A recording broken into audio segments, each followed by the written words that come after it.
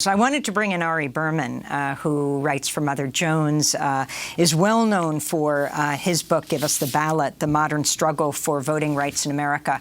Can you connect the redistricting and what's happening now, a level we have not seen before, with the filibuster and these two bills? Yeah, Amy and Juan, we are seeing the greatest rollback of voting rights since the Voting Rights Act was passed in 1965, and the greatest attempt to reduce the influence and power of voters of color since the Voting Rights Act was passed in 1965. The most extreme gerrymandering efforts since the Voting Rights Act was enacted. And if you look at state after state after state, the same states that are pushing voter suppression are also pushing extreme gerrymandered maps to lock in white Republican power for the next decade at the state and federal level, whether it's Texas or Georgia or North Carolina. And so what Republicans did is they tried to overturn the election, then they tried to rig elections through voter suppression, and now they are rigging elections through gerrymandering. So it's a step-by-step process to undermine our democracy. And the federal legislation that has been proposed by Democrats and filibustered by Republicans would stop these efforts, would make it easier to vote, and would also ban partisan gerrymandering. So the kind of extreme gerrymandering we're seeing in places like Texas and North Carolina and Georgia, where these are 50-50 states, but Republicans are proposing to have 60, 70, in some cases 80% of seats for the state legislature and for the U.S. House through these gerrymandered maps. And Democrats are really running out of time to pass this federal legislation. We are already seeing state after state enact gerrymandered maps. We've already seen them pass voter suppression laws, and there hasn't been a Democratic response yet. Republicans have filibustered 4 different voting rights bills this year. 4 different filibusters of 3 different voting rights bills. And so there really needs to be a sense of urgency to overcome the filibuster to save our democracy, or Republicans are going to rig the next decade of elections. Ari, you write that North Carolina's 3 largest heavily Democratic counties, Wake, Mecklenburg, and Guilford, will each be split into 3 different congressional districts to dilute the power of communities of color and enhance the power of white rural areas. Could you talk about this in connection to the because in previous redistrictings, this would have to have gone through Justice Department pre-clearance as a result of the Voting Rights Act. The impact of the Supreme Court decision on voting rights that now makes it possible for this kind of gerrymandering, racial gerrymandering, in effect, to proceed. Well, Juan, there's been 2 disastrous decisions by the Supreme Court for voting rights and redistricting. One was in 2013 when the Supreme Court gutted the Voting Rights Act and ruled that states with a long history of discrimination no longer have to approve their voting changes with the federal government. And another was in 2019, where they said that the federal courts can't even review partisan gerrymandering cases. And this opened the floodgates to more and more extreme gerrymandering, so that states with a long history, like North Carolina, they had their maps struck down in 2011 for racial gerrymandering and for partisan gerrymandering.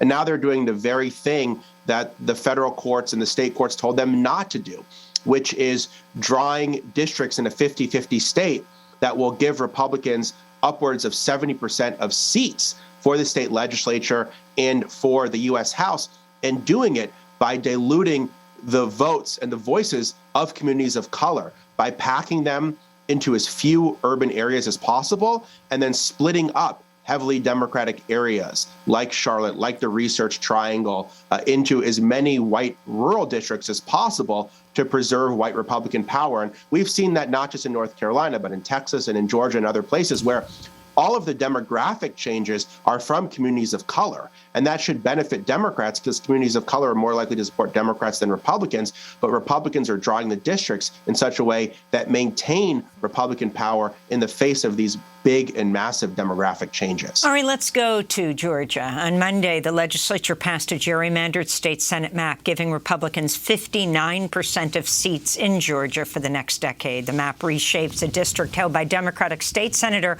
Michelle O and makes it lean heavily Republican. This is Georgia State Rep for Georgia, Bean Wen, responding on the House floor.